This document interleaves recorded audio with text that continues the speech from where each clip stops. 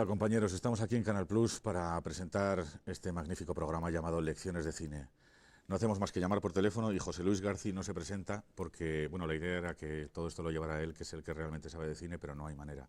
Así que vuelvo a estar yo aquí para presentaros un nuevo documental titulado La magia del montaje. Bueno, yo podría hablaros mucho acerca de la magia del montaje. Por ejemplo, mi montador, Alejandro Lázaro, en este momento, con toda su magia, se me ha ido a Perú y me ha dejado tirado. Está montando en este momento La fiesta del chivo, una gran superproducción, y ha pensado que era mejor eso que no montar mi pequeño episodio de televisión de terror de Chicho Ibáñez. Así que en este momento la magia del montaje me tiene bastante quemado. Pero este magnífico documental de Wendy Apple, en el que aprenderemos un montón de cosas sobre lo que es montaje, que también me vendrá muy bien a mí. Bueno, yo os recomiendo que no os lo perdáis porque tenemos a Spielberg, tenemos a Scorsese, tenemos a Tarantino hablando de montaje. Tarantino dice una cosa muy curiosa y creo que es recomendable. Habla de cuál es la unidad atómica con la que manejan las películas los montadores, ¿no? Si los escritores utilizan la palabra como átomo y los músicos las notas musicales, esa unidad primordial en los montadores es el frame. Bueno, él dice el frame, me imagino que será el fotograma, ¿no? Porque el frame es una cosa horrible de vídeo. La verdad es que un buen montaje puede cambiar una película, pero en ese sentido yo no estoy muy de acuerdo. Yo creo que el director tiene ya un montaje en la cabeza y la habilidad del montador sería encontrar ese montaje que tiene en la cabeza el director. Es parecerá muy egoísta por mi parte quitarle todo ese mundo creativo al montador, pero yo creo que realmente es la misma película y la misma realización de la película exige un tipo de montaje, ¿no? Esto es lo que pensaría teóricamente alguien que da clases sobre cine en la universidad. Si te pones a rodar, evidentemente puedes tener un gran problema en tu primera película si ruedas exactamente lo que quieres. ¿Por qué? Porque de pronto ruedas a un tempo totalmente distinto al que deberías rodar, ya sea más lento o más rápido, y cuando llegas al montaje solamente tienes una opción, esa maravillosa opción que tú tenías en la cabeza. ¿Qué pasa? Que de pronto la película es un coñazo o es demasiado rápida y no puedes montarla ni puede tener el ritmo que tú quieres. Entonces existe ese fenómeno, recuerdo a los del deseo diciéndomelo continuamente: Alex, cúbrete, Alex, cúbrete. ¿Qué significa eso? Rueda más de lo que tienes que rodar, rueda con diferentes ángulos, rueda insertos, rueda documentales, rueda pájaros, rueda palomas volando, para que con eso puedas cortar y puedes hacer la secuencia más ágil, ¿no? Es patético, todo esto es patético, pero la verdad es que muchos lo hacemos porque no es bueno tener una única opción, lo mismo que no es bueno tener una única opción en la vida. Por eso, amigos, os recomiendo que veáis este documental que habla precisamente de eso. Ahí hace un recorrido histórico por Griffith, habla de Eisenstein y su famosa escalera, de Dziga Vertov y de otra gente que hablaron del montaje. Pero lo importante es esto, compañeros, que no se os vaya el montador a Perú, es un problema.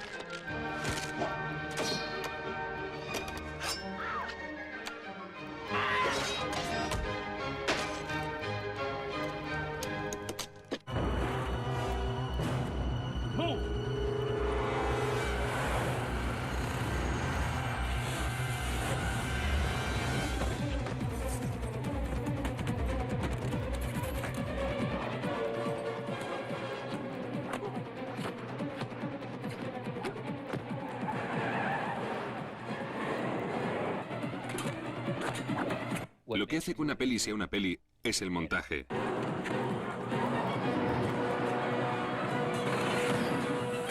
Llevo en este mundillo, no sé, unos 37 años tal vez, o algo así. Y no supe lo que era realmente el montaje hasta que no entré en una sala de edición.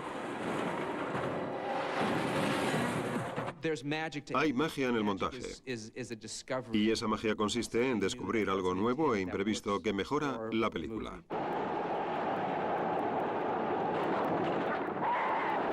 En cuanto comprendes que el film es el producto de la edición, empiezas a fijarte siempre en el montaje.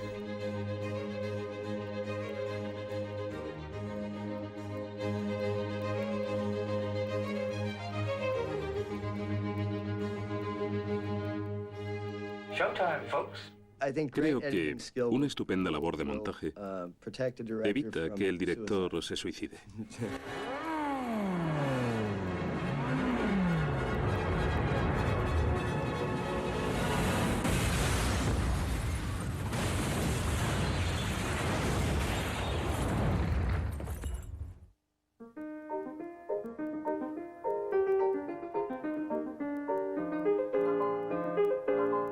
Los primeros cineastas se limitaban a fotografiar lo que les interesaba o les gustaba. Mantenían el plano hasta que se aburrían o se acababa el rollo. Los padres del cine, Edison en Estados Unidos y los hermanos Lumière en Francia, eran muy pesimistas acerca del porvenir del cine. Es posible que en todo el mundo hubiese interés por ver aquellas imágenes en movimiento. Pero una vez que ya has visto el numerito de la manguera, ¿por qué vas a pagar por ver lo que puedes ver en vivo en la calle? De hecho, Auguste Lumière llegó a afirmar que el cine era un invento sin futuro. Sin embargo, Edwin Porter, uno de los empleados de Thomas Edison, demostró que se equivocaba. Porter descubrió que cortando y empalmando distintos planos era posible narrar una historia. Fue Edwin Porter quien en 1903, con The Life of an American Fireman, comenzó a intercalar los planos, provocando así una respuesta emotiva en el público gracias al montaje alterno de dos planos independientes entre sí. Cada escena tiene lugar en un sitio distinto. En resumidas cuentas, los bomberos corren hacia un incendio con sus coches de caballos. Y la otra escena transcurre en el incendio, a varios kilómetros de distancia. Entremezclando ambas, comprende psicológica y emocionalmente que las vidas de esas personas corren peligro y que los bomberos vienen a rescatarlas. Así que de repente estás deseando que lo consigan. Esperas que salven a esas personas. A menudo me planteo que debía de sentirse estando allí, creando un arte como estaban haciendo ellos y decir, ¿por qué no probamos esto? O esto no cuadra. Eso lo hacemos ahora mismo en la sala de montaje, cambiamos de plano. Ah, eso no vale. Pues imagínense lo que dirían en 1904. Asalto y robo al tren, de 1903, fue el siguiente filme de Porter. Y ahí es donde comienzas a ver las posibilidades del montaje. No lo digo porque sea montador, pero el hallazgo de la edición fue lo que permitió despegar al cine. Es el equivalente a la invención del vuelo. Tanto el vuelo como la edición cinematográfica se inventaron en el mismo año y ambos tuvieron efectos similares. La innovación del montaje dio origen a un nuevo arte y a un nuevo lenguaje. Un lenguaje capaz de transportarnos en un suspiro de la vastedad del desierto a los misterios del rostro humano. Un cambio de plano puede salvar millones de años, conectando el pasado prehistórico con un futuro imaginario. El montaje es capaz de ralentizar el tiempo o de acelerarlo. El ritmo de un montaje puede sobresaltar al público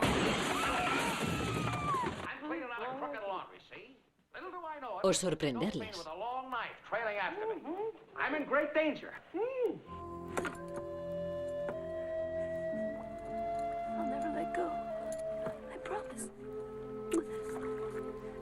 La elección y la longitud de los planos determinan nuestra reacción ante todo cuanto vemos en la pantalla. A la gente les gustan las películas por el montaje, porque al fin y al cabo, ¿no nos gustaría editar nuestras propias vidas? Yo creo que sí. Me parece que a todo el mundo le encantaría eliminar los pasajes malos, los pasajes lentos y recrearse en los buenos. El editor tiene que ser una especie de defensor del público. El montador tan solo ve lo que hay en la pantalla, no lo que sucedía en el momento del rodaje. Y así es como lo va a ver el espectador. Soy fiel al principio de no asistir al rodaje, de no ver a los actores sin caracterizar, de no ver más que las imágenes que me llegan del rodaje. En cualquier superproducción de Hollywood se impresionan casi 200 horas de película. Desenrollando de sus bobinas, el celuloide se extendería desde Los Ángeles hasta Las Vegas. Un montador puede trabajar durante meses, incluso años, para transformar todo este metraje en un filme de 2 horas. La cinta definitiva contendrá millares de planos, cada uno de ellos compuesto por fotogramas de un 24avo de segundo de duración. Para el director es una palabra, ¿vale? Para el compositor o el músico es una nota, ¿vale? Para el montador o el cineasta son los fotogramas, ¿vale? Y un fotograma descartado, o 2 fotogramas añadidos, o 2 fotogramas menos, son la diferencia entre una nota disonante y otra consonante. Es la diferencia entre una mierda tosca y vasta y un ritmo orgásmico. Verna Fields hizo muchas y buenas aportaciones a Tiburón. La llamábamos madre cortadora porque era muy campechana y muy maternal. Montaba las películas en su casa, en la casa de la piscina, en el Valle de San Fernando, y era un entorno muy agradable para trabajar. El Tiburón no siempre funcionó tan bien como requería el guión. Hicimos un juego consistente en que Verna detenía la moviola en el fotograma donde deseaba cortar y yo paraba donde quería cortar. Y si alguna vez nos deteníamos en un fotograma que ya estuviese marcado con una X trazada con un lápiz graso, sabíamos que estábamos en el fotograma idóneo. En ciertas cuestiones no coincidíamos y todos nuestros desacuerdos se debieron al puñetero tiburón. Verna siempre sostenía que cuanto menos mejor. Yo, en cambio, trataba de introducir ese otro plano que me había costado varios días de rodaje. Me he pasado 2 días en una lancha intentando que el tiburón quede realista. Y lo triste es que solo parece auténtico en 36 fotogramas, no en 38. Y esa diferencia de 2 fotogramas marcaba la diferencia entre algo verdaderamente aterrador y un gran cerdo blanco flotante.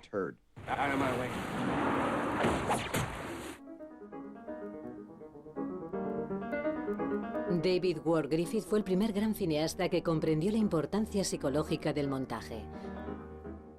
Trabajando una década después de Porter, hizo más que cualquier otro por perfeccionar los recursos narrativos desarrollados por Porter.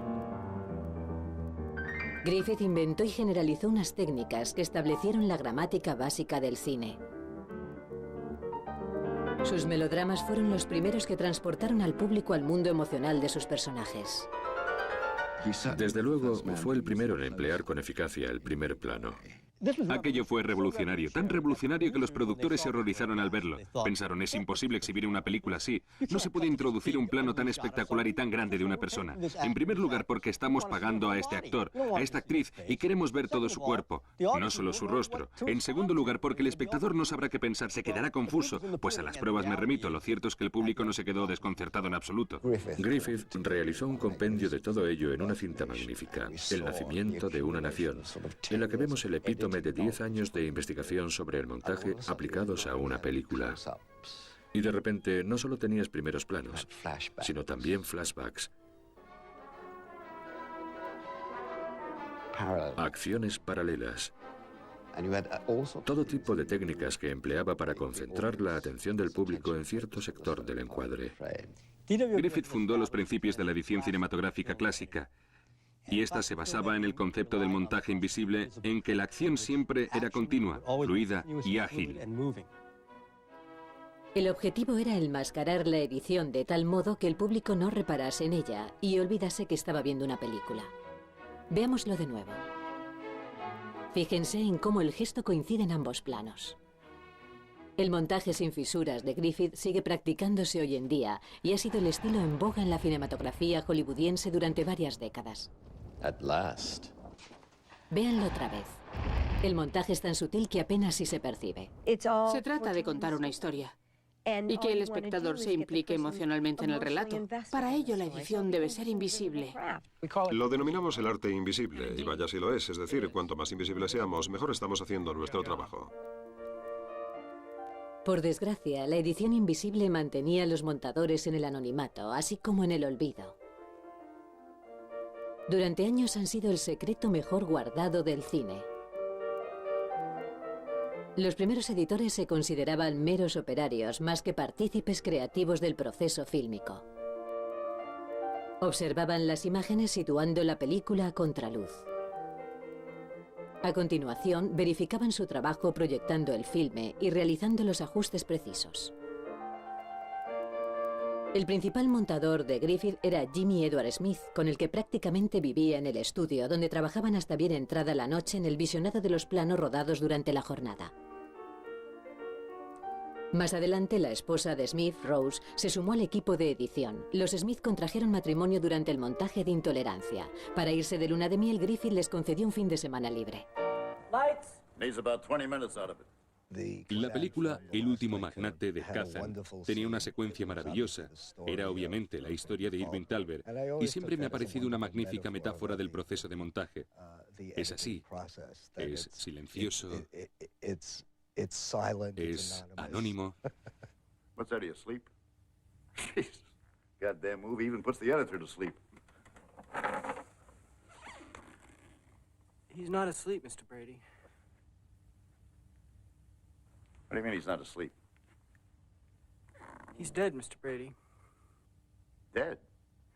What do you mean he's dead? He must have died during... He's dead. We were just watching the rough cut. Jesus, I didn't hear anything. Did you hear anything? Not a thing. Eddie, you probably didn't want to disturb the screening, Mr. Brady. Hoy en día el montador no solo está vivo, sino que se ha convertido en el principal colaborador del realizador. Ningún otro miembro del equipo pasa tanto tiempo trabajando a solas con el director. Buscar la forma de relacionarse con el montador es como tratar de decidir si uno se casa o no. Porque si el matrimonio no va bien, el divorcio será complicado. Cuando estaba haciendo mi primera peli, lo único que sabía era que quería una mujer montadora, ya que me daba la impresión de que cuidaría mejor tanto de mí como de la cinta. Que yo no trataría de llevármela a mi terreno por el mero hecho de hacerlo, ¿vale? Y que ella no intentaría imponer su criterio ni enfrentarse conmigo. Una mujer me nutriría a lo largo del proceso.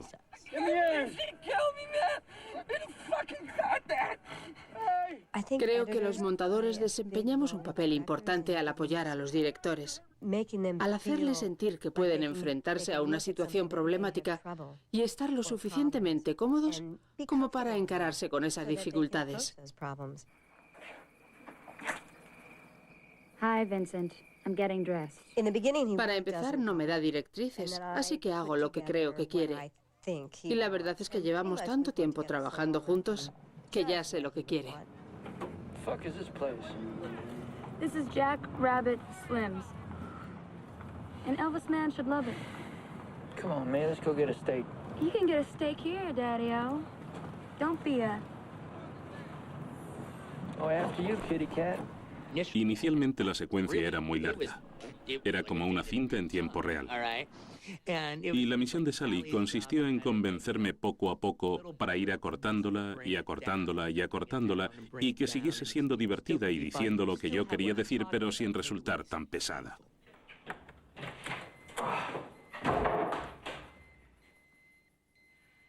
Él quería que diese la sensación de ser una cita auténtica. Al principio era muy larga. Tuvimos que aguantarla así durante un tiempo.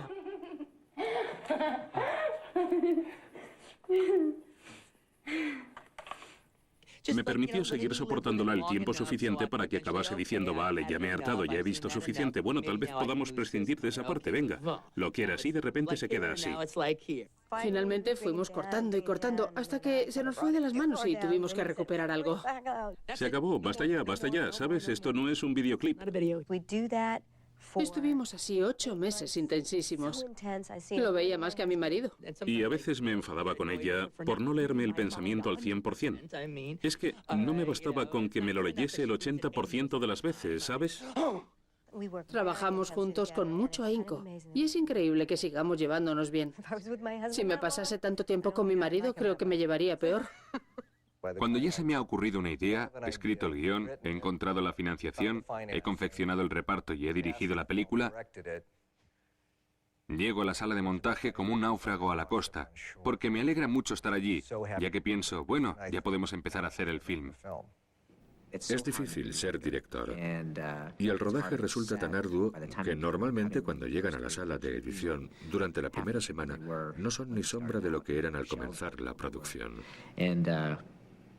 Y al menos en mi sala de montaje intento que estén tranquilos, reconfortarlos y volver a ponerlos en forma para que puedan seguir trabajando en la película. Cuando Matthew Broderick se lleva una bronca por haber fastidiado las elecciones en Election, entra en el despacho del director y ve congregada a toda esa gente que sabe que la culpa es suya.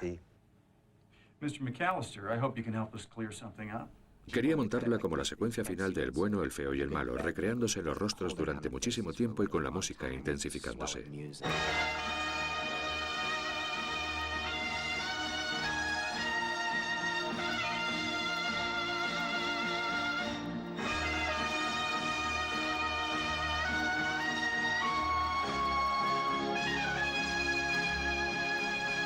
Y yo le dije, no, vamos a hacer un montaje rapidísimo e iremos encrechendo hasta el clímax. Yo no quería hacer eso, me parecía cutre y pensaba que no resultaría atractivo.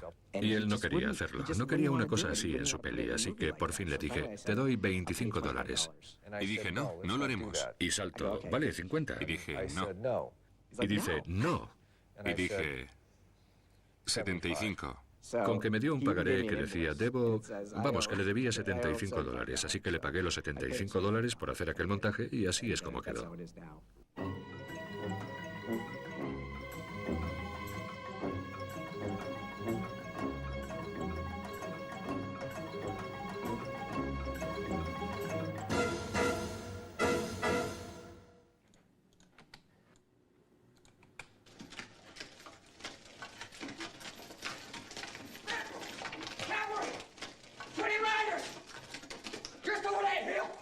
Hay algo que no me cuadra aquí, y voy a tener que averiguar si nos va a dar problemas o no, ya que Brown me está mirando hacia la cámara.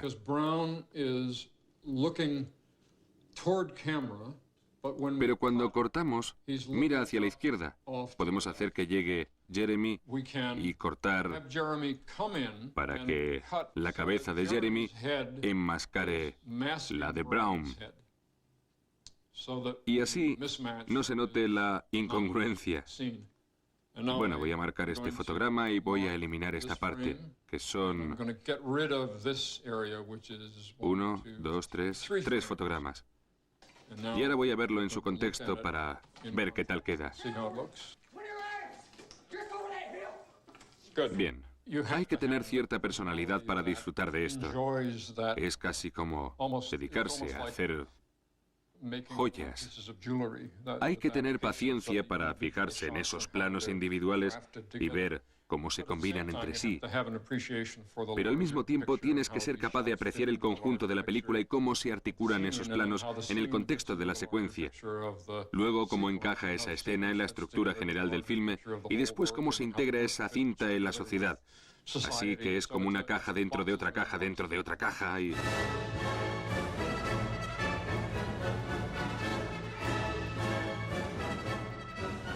La Revolución Rusa provocó asimismo una revolución en el montaje fílmico. Los locos de los rusos empezaron a joder con las imágenes, a yuxtaponerlas y a crear diferentes efectos emocionales. Lenin vio en el cine el vehículo perfecto para animar a su pueblo, analfabeto en su mayoría, a sumarse a la revolución. Llevaban aquellas películas a los campos de labor y las proyectaban para los campesinos. Comenzaron a darse cuenta de que podían obtener ciertos efectos emotivos y psicológicos mediante un determinado tipo de montaje entre una imagen y la siguiente.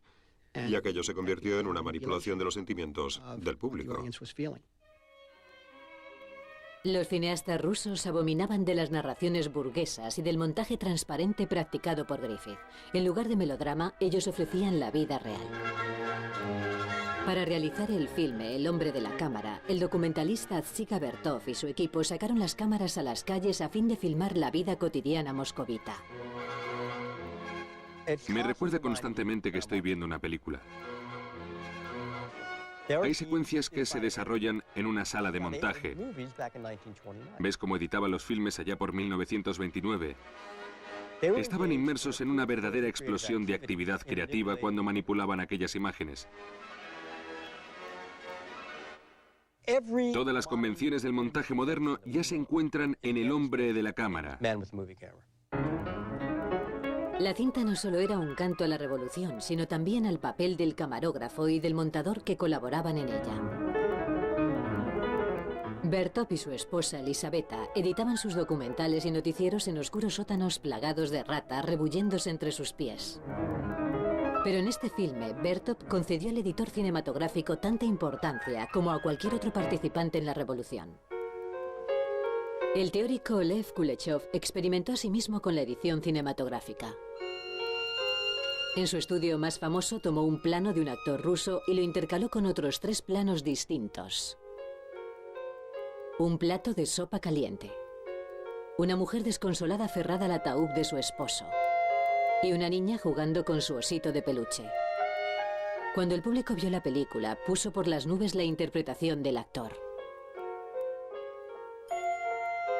Lo hambriento que parecía ante la sopa. La pena con que observaba a la mujer. Y lo tiernamente que contemplaba a la niña. Pero en realidad, en todos los casos se trataba de la misma expresión. Ahora bien, así se demuestra el poder de la yuxtaposición, el poder de la edición, que empalmando un plano con otro origina un tercer significado. Y ese tercer significado es un efecto, una emoción, que es mucho mayor que la suma de sus partes. Y esa es la base de todo el montaje, dicho sea de paso. Uno de los contemporáneos de Kuleshov, Sergei Eisenstein, combinó estos experimentos con la ideología marxista para realizar filmes de fervor revolucionario. Consideraba el montaje, como la historia, una lucha de imágenes e ideas. El sentido de la película no residía en los planos propiamente dichos, sino en su colisión. Cuando 2 elementos entran en conflicto, argumentaba, su choque da lugar a un nuevo sentido de orden superior. Mientras que Griffith trataba de disimular su montaje, Eisenstein se deleitaba con él. Quería que el espectador fuese consciente de cada fotograma, que supiese que se trataba de un filme, no de la vida real. Eisenstein es el primer auténtico director. Se batía el cobre con la puesta en escena, con la planificación y demás. Pero todo estaba al servicio de las tijeras, hasta el más mínimo aspecto. Me regalaron un proyector de cine a los 11 años. Y una de las primeras películas que tuve fue El acorazado Potemkin. Pasaba la secuencia de la escalera de Odessa una y otra vez. No me podía creer lo que estaba viendo. Uno de los factores que la hacen tan sorprendente es el montaje, la asombrosa sucesión de imágenes. Lo que hacían los rusos era una reacción contra lo que había creado Griffith, el montaje clásico, y ahora llegaba la edición de Eisenstein. Y esto se puede comprobar. El cine estadounidense ha absorbido todas esas técnicas de los rusos y ahora está en nuestra cinematografía.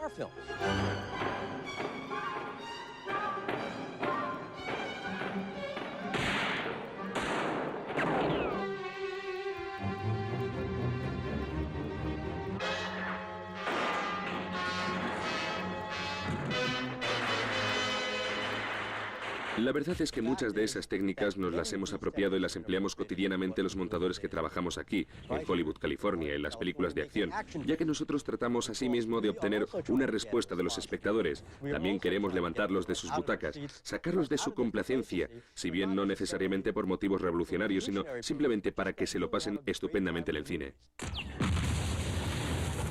Tienes suspense y tienes acción. Y en las 2 películas de Terminator descubrí que era una buena combinación intensificar el suspense en el contexto de un film de acción.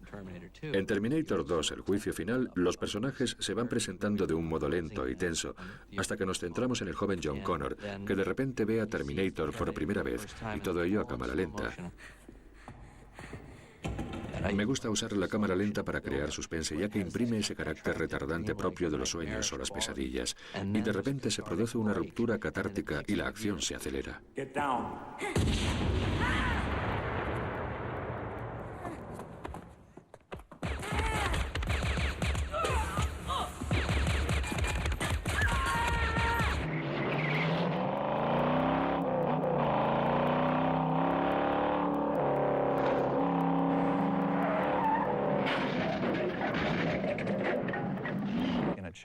en una persecución, o algo va bien o algo va mal.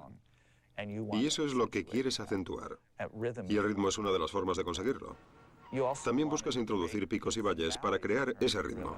Las persecuciones son un trabajo magnífico para un montador. No es que quisiera ponerme a dieta de persecuciones, pero hacerlas de vez en cuando resulta muy divertido. Mi favorita es la persecución del canal, como la llevábamos de Terminator 2, el juicio final.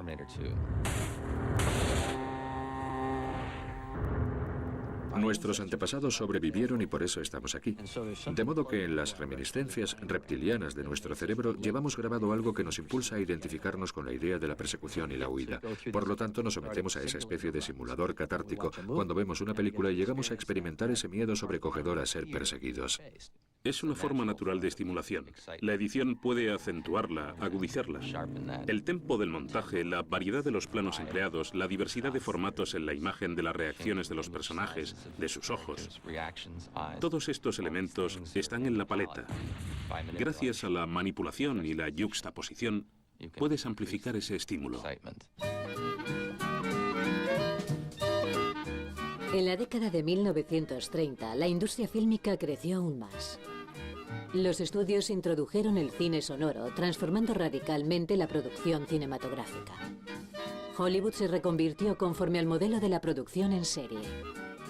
Los estudios de cine producían filmes casi a la misma velocidad que Henry Ford fabricaba automóviles. No quiero que sea buena, declaró Jack Warner. La quiero el martes. A partir de entonces necesitabas un sistema industrializado para que todo funcionase. En los primeros 20, 25, 30 años del cine, un buen número de montadores eran mujeres. Se consideraba un oficio femenino ya que era como hacer punto, como la confección de tapices, como la costura. Tomabas unos pedazos de material, que eso es la película al fin y al cabo, y los empalmabas entre sí. Con la llegada del sonoro, los hombres comenzaron a infiltrarse en los departamentos de montaje, porque el sonido era algo, de alguna manera, eléctrico, algo técnico. Ya no era como tricotar. El advenimiento del sonido acrecentó la importancia del editor hollywoodiense. Durante las décadas de 1930 y 1940, los directores rara vez entraban en la sala de montaje. Del control de la edición se encargaban los estudios, a través de sus supervisores de montaje. Uno de los más poderosos fue Margaret Booth, supervisora de montaje de la Metro-Goldwyn-Mayer durante 30 años. Puesto que había realizado con gran éxito la transición al cine sonoro, atrajo la atención del legendario productor Irving Thalberg, que fue el primero en denominar montadores cinematográficos a los cortadores, comenzando por la propia Booth. Supervisaba todas las producciones y tenía voz y voto en casi todas ellas. Posiblemente Maggie fuese la mujer más implacable y temida de la Metro-Goldwyn-Mayer. La gente se estremecía cuando oía que estaba al teléfono, o irrumpía en la sala de montaje, o recibía una llamada, baja a la sala F, que era la suya. Pensabas, Dios mío, ¿qué habré hecho ahora? Margaret decía a los editores, eres el responsable del ritmo de la película, es competencia tuya extraer las mejores actuaciones de nuestros actores. Es responsabilidad tuya mejorar la película todo lo que puedas. Margaret Booth solía decir, si crees que hay que cortar en un punto determinado tanto si cuadra como si no, corta. Se corta buscando la emoción. Y se consigue mucho actuando así. Y yo la he oído gritar a otros montadores que le decían, no concuerda. Y ella replicaba, no me importa, ¿sabes? Corta. Booth, como otros grandes montadores de estudio de su época, contribuyó a la creación de muchas de las estrellas de la Edad de Oro de Hollywood. Hoy en día, los editores siguen haciendo lo mismo. La verdad es que en la sala de montaje tenemos un control absoluto sobre la interpretación del actor. Muchos no lo reconocerán. La mayoría de los actores aprenden enseguida que conviene llevarse bien con el montador, ya que su actuación depende de él en gran medida, así como de su gusto y de su talento. Vemos los planos de la jornada y la toma 5 es espectacular. Es estupenda. Pero también hay algo maravilloso en la toma 7. Y en la 4 y en la 3. A veces el actor ve la secuencia y dice, vaya, es fantástica, has usado la toma 5. No sabe, no se da cuenta de que has utilizado distintas partes de cada interpretación. Y el montador es la persona responsable de encontrar esos momentos en cada actuación. En cuanto a instinto básico, creo que, en gran medida, la extraordinaria interpretación de Sharon Stone también se debe a Frank Urioste. Invirtió una enorme cantidad de tiempo en la selección de las partes de cada toma que él consideraba importantes. Al editar la secuencia del interrogatorio, emplear el montaje clásico de plano contra plano siguiendo el diálogo habría quedado más bien soso. Tuve que crear sus miradas y las de él. Están manipuladas. En realidad no se rodaron así. Tomaba un fragmento de Michael Douglas mirándola, extraído de otra parte de la secuencia, y un segmento de plano de ella mirándolo a él, entresacado de otro punto de la escena. Sharon preguntó si podía verla y respondí sí, está terminada. Sharon subió y dijo, tenéis que eliminar esa escena. Y pregunté, ¿qué escena? Y ella replicó, ya sabes qué escena, la del interrogatorio. Todo el mundo temía que aquellos planos perjudicasen su interpretación. E incluso, creo que Sharon sigue pensando que perdió la nominación al Oscar por culpa de esos planos. Le dije, Sharon, esa secuencia te va a convertir en una estrella. Y Paul le dijo, la rodaste, sabías lo que estábamos haciendo y en resumidas cuentas me gusta y queda bien. Y ya saben, el resto es historia. Siempre he pensado que el montador es más objetivo que el director, porque él no ha estado presente en el rodaje, no ha confeccionado el reparto, no ha realizado los storyboards, no se ha pasado 1 año y medio inmerso en la preproducción, de modo que el editor tiene la mirada más objetiva de todo el entorno creativo.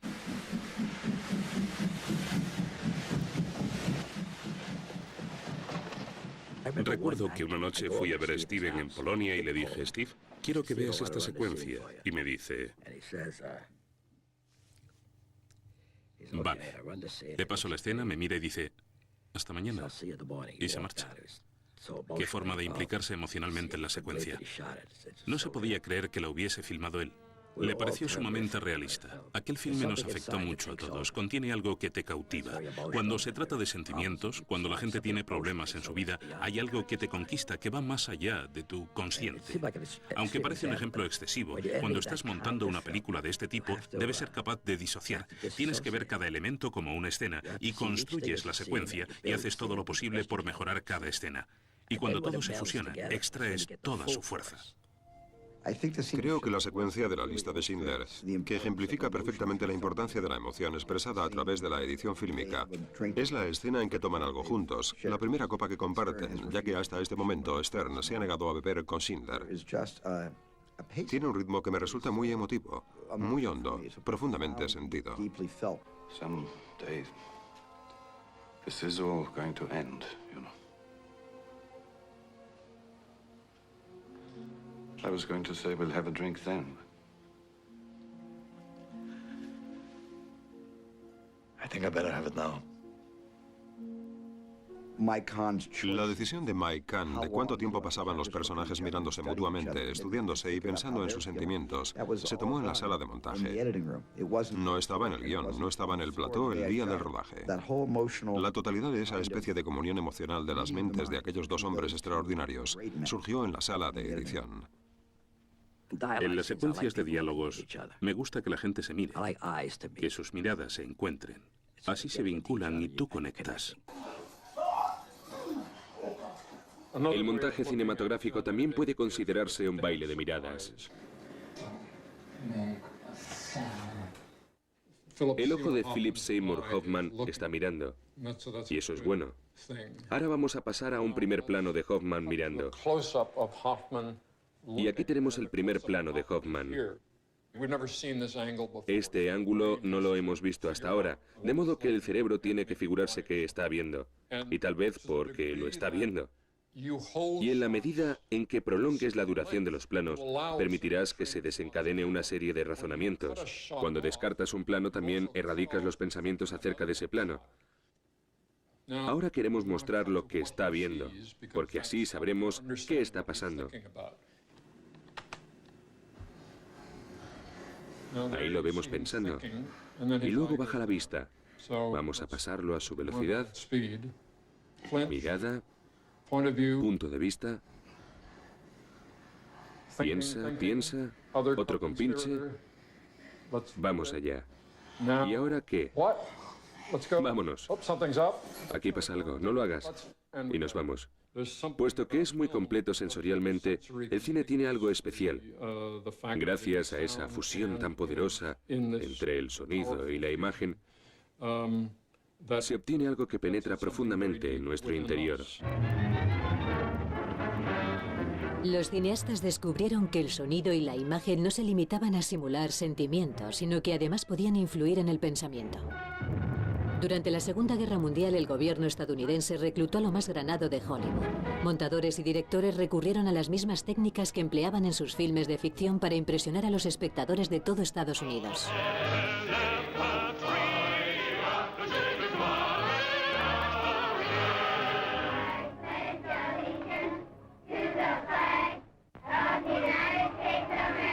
Los reclutas de Hollywood aplicaron su saber cinematográfico a filmes propagandísticos tales como Why We Fight. Los líderes políticos, así alemanes como estadounidenses, eran conscientes del poder de la imagen y el sonido para manipular al público. Uno de los ejemplos más infames del cine al servicio de la propaganda política es El triunfo de la voluntad de 1935. La directora Leni Riefenstahl se sirvió del sonido, la música y un montaje magnífico para endiosar a Hitler.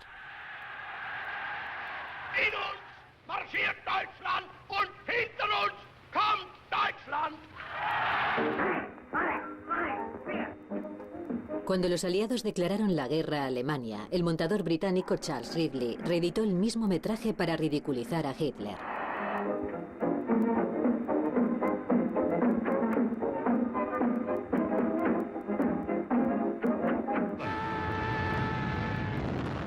Tanto si se usaban con fines propagandísticos como recreativos, estas técnicas demostraron el gran potencial del montaje para moldear corazones y mentes. El manejo de los elementos cinematográficos es algo muy poderoso. Es algo casi sagrado, en cierto modo, ya que está provocando efectos, está suscitando reacciones en el público. El montaje es manipulación. Manipulamos la realidad que ve el espectador, ya que buscamos una respuesta determinada del auditorio, ya sea una carcajada, un suspiro o un susto. Todo está manipulado. Y hay gente que dice, tal director ha manipulado al público. Hay que ser ingenuo porque nos dedicamos a manipular. Después de la Segunda Guerra Mundial, Hollywood continuó produciendo filmes tal y como lo hacía antes de la contienda. Aunque los montadores ya se habían sindicado, la gran mayoría de la industria seguía sin considerarlos más que operarios sumamente cualificados. Había un hombre llamado Owen Marks que montó El bosque petrificado, Casablanca, El tesoro de Sierra Madre, Al este del Edén. Sus films son inmortales, pero el hombre es completamente desconocido. Y esto, de algún modo, simboliza el modo en que los editores han sido ignorados en la literatura sobre Hollywood. Los editores trabajaban en la calle de los cortadores y se esperaba de ellos que se ciñesen a las normas establecidas del montaje. Si reflexionamos acerca de las películas que se hacían entonces, había cierto lenguaje cinematográfico muy característico, ciertas formas de presentación, un plano largo, los dos personajes, uno y otro. Había casi un método formulario de realizar una película. Era un lenguaje fílmico muy estricto. Y en términos de edición también había reglas que sabías que no podías romper. Primero tenía que venir el plano general, y luego, si tenías un plano por encima del hombro, iba ese plano por encima del hombro, y jamás pasabas al primer plano.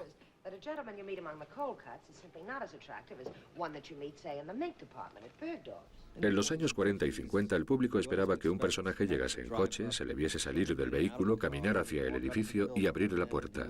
Luego el montador cortaba el plano de la puerta abriéndose desde dentro. El personaje entraba, se acercaba y se sentaba. Me parecía completamente estúpido tener que mostrar a alguien bajando las escaleras y cruzando la calle. Vamos a ver, sabías que venía de aquí y se dirigía hacia allí, ¿por qué no cortar directamente?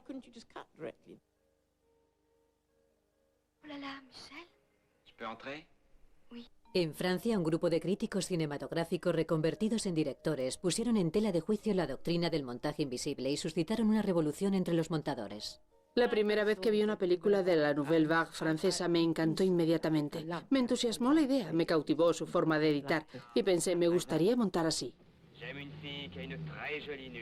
de très jolis seins, une très jolie voix, de très jolies poignets, un très joli front, de très jolis genoux. Godard empleaba cambios de plano abruptos y lo hacía porque pensaba, ¿por qué no? Entre medias no sucede nada interesante, con que saltémonoslo. Cuando vi al final de La escapada, la brutalidad de Godard me dejó pasmado. Lo que aportaron al montaje fue una contravención de las reglas. Todo cuanto decían los libros, hay que hacerlo así. Ellos lo quemaron. Al final de La escapada es demasiado moderna para mí. Soy del Lower East Side de Nueva York, italo-estadounidense. Demasiado beat, demasiado picnic, muy bohemia, demasiado innovadora. Me gustó, pero no me enteraba de qué leches pasaba. La primera vez que vi al final de La escapada en los años 60 me quedé... Vaya, en los 5 primeros minutos, la secuencia en la que se presenta al personaje de Jean-Paul Belmondo como un ladronzuelo ya ha infringido las normas que dictan la duración de los planos, la continuidad de la acción e incluso cambia de eje. Y pensé, o bien este tío no sabe lo que se hace, o bien tiene tal confianza en su dominio de la gramática fílmica que está tratando de mostrarnos una nueva manera de utilizar el material con el que cuenta para narrar la historia. Hubo algunos filmes que transformaron radicalmente nuestra idea de la cinematografía y desde luego influyeron en el concepto de montaje. Y con toda seguridad, una de aquellas películas pioneras fue Bonnie y Clyde. Hay quienes afirman que fui la primera en conculcar las reglas, pues fueron los rusos quienes lo hicieron. Y también los alemanes. No era nada nuevo, pero para Hollywood sí era algo innovador. Hay varios montadores que me han influenciado. Han influido en mis ideas. Didi Allen, desde luego, me enseñó a perder el miedo a arriesgarme a hacer cosas que aparentemente no iban a quedar bien. Cuando Beatty y Faye Dunaway se conocen, están en la calle y ella dice, no me creo que robes bancos. Y él responde, sí que lo hago, mira mi pistola. La saca y se la enseña en plena calle. Y eso se podría haber hecho muy fácilmente con un picado sobre el arma. Una panorámica hasta las manos de ella jugueteando con la botella de Coca-Cola y subiendo hasta su rostro. Pero se hizo con ella mirando hacia abajo, el arma. Y él de nuevo. Te mantiene en tensión. Hay emoción, hay peligro. Hay erotismo, porque no puedes observar cada movimiento, ya que estás eliminándolos. Y no permites que la situación llegue a su final lógico. Bonnie y Clyde era mucho más violento que cualquier otro film porque a los estadounidenses les gusta la violencia mucho más que a nosotros. Se filmó de varias y maravillosas maneras, ya que Arthur quería que esa escena se montase de ese modo. Estaba excelentemente ejecutada desde el mismísimo primer corte. Jerry Greenberg era mi ayudante. La última secuencia se la encomendé a él y fue él quien realizó el primer montaje de la escena. Yo me limité a pulirla después.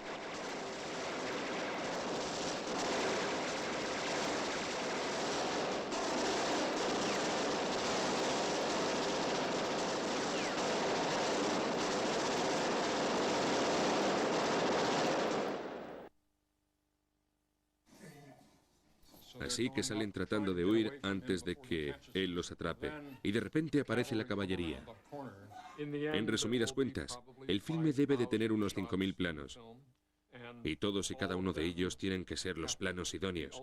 Y deben estar en el lugar apropiado durante el tiempo preciso. Otro cambio que ha experimentado el montaje es el acelerado ritmo de las películas, un motivo de controversia entre los cineastas. Hace 30 años, un duelo a espada probablemente se resolvía con un plano general y un par de planos contra planos. Hoy en día, ese combate contiene 200 planos rapidísimos, fugacísimos.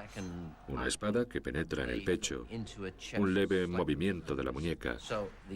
Así que el público se queda hipnotizado con ese torbellino de minucias. Y eso es lo que te pide. Puesto que los chavales de hoy se han criado con la televisión, la MTV y los anuncios televisivos, no solo son capaces de procesar la información más a prisa y de comprender el significado de las imágenes, sino que además lo exigen. Pero el montaje rápido no se ha inventado ahora ni es cosa de la MTV. No hay más que fijarse en el trabajo de Lou Lombardo en 1969 en Grupo Salvaje de Sam Peckinpah.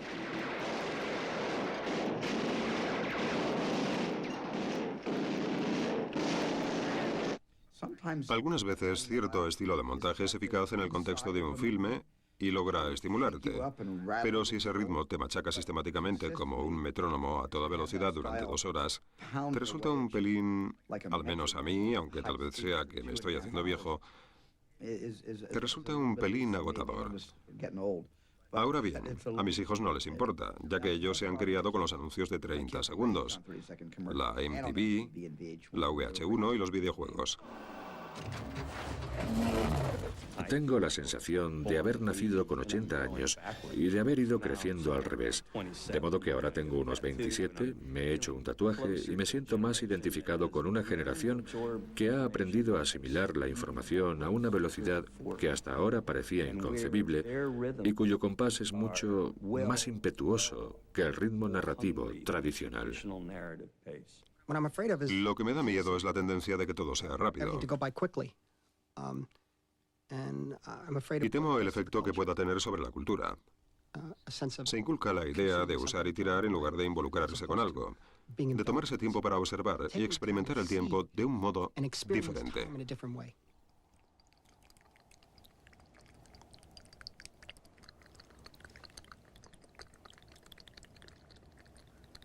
First, one understands that he causes much of his own suffering needlessly. Second, he looks for the reasons for this in his own life. To look is to have confidence in one's own ability to end the suffering. Finally, a wish arises to find a path to peace. For all beings desire happiness. All wish to find their purer selves.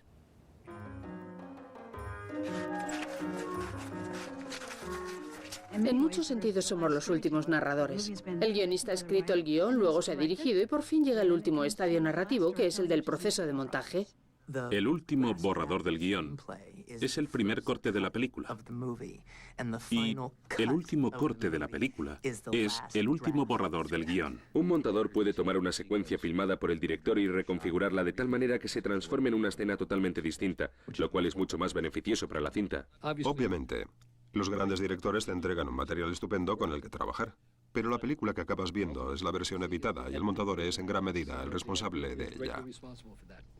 Mi trabajo me parece absolutamente fascinante y absorbente.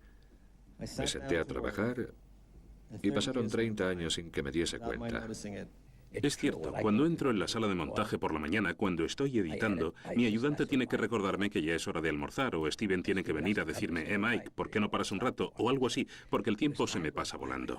Estás creando un mundo completamente distinto, estás construyendo todo un edificio. En cierto sentido te diviertes, ya que se parece mucho a montar un puzzle. Tengo millares y millares de piezas. A ver cómo cuento la historia. ¿Estaba antes que esta? No, esa no va, o solamente necesito la mitad. Este trabajo no es muy distinto al del estudioso del Talmud, que va y se sienta a reflexionar acerca del libro una y otra vez, extrayendo siempre nuevas respuestas que solo son ligeramente más refinadas que la última que obtuvo. Sentarse en un cine, ver un preestreno y oír al público reírse en el momento en que esperas una carcajada, y ahí la tienes. O oír a los espectadores gimiendo y llorando porque es muy triste. Confías en que ese momento sea exactamente así, y eso es maravilloso. Te da una idea de tu poder. Creo que la gente tiene la capacidad de aprender, porque si no es así, ¿de qué sirve? Todos moriremos algún día. ¿Y cómo va a continuar esto tan fantástico que llamamos cine, películas, narración, si no lo transmitimos y enseñamos a otros a hacerlo? En el siglo transcurrido desde que Edwin Porter introdujo la edición fílmica, los montadores han salido de esas salas penumbrosas y marginales. Antaño, mujeres y hombres anónimos gradualmente han ido convirtiéndose en los principales colaboradores del proceso cinematográfico.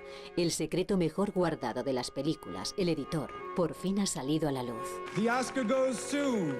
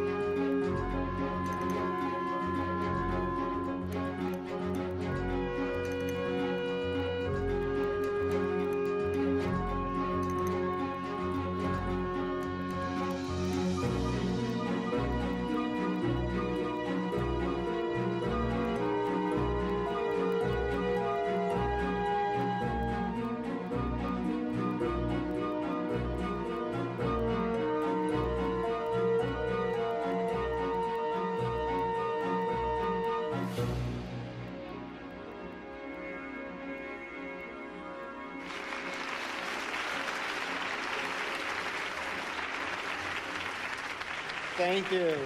Thank you so much. You know, Stephen gave me my my first editorial advice. I don't know if you remember this or not, Stephen, but Stephen produced I Want to Hold Your Hand, my first movie, so talked to him about a lot of things, but when it came to editing, he said, hey, Bob, real easy. When in doubt, cut it out. And, I've been saying that in the editing room, as you guys know, for all these years. Stephen also was able to, when I was making that movie, Stephen just bought, like, his first mansion in Beverly Hills. And he said, hey, I got this great pool house. And you guys don't have to edit on the lot where there's no windows in the editing rooms. You guys can edit in this pool house. And we said, hey, that's great. So we went in the back of Stephen's house, and we were editing I Want to Hold Your Hand in the pool house. But the strange thing kept happening. We'd get there in the morning, and the editors would pull the reels off the racks, and all the sprockets would be torn up, and there'd be, like, ripped film. And, of course, you don't have to, think very far to figure out what was really happening. So I asked Stephen about it one day, and he said, well, sometimes I can't sleep, and so I thought I'd go up to the pool house and run a few reels. Pero ¿qué sucede en la sala de montaje? Te sientas, hablas de chicas, dices palabrotas, te tumbas en el sofá, te lo pasas bien y comes chocolatinas. Y como dije antes, cuando alguien oye que llega el director, lo tiras todo, te incorporas y haces como si estuvieses trabajando y tal. Eso es lo que hacen los montadores.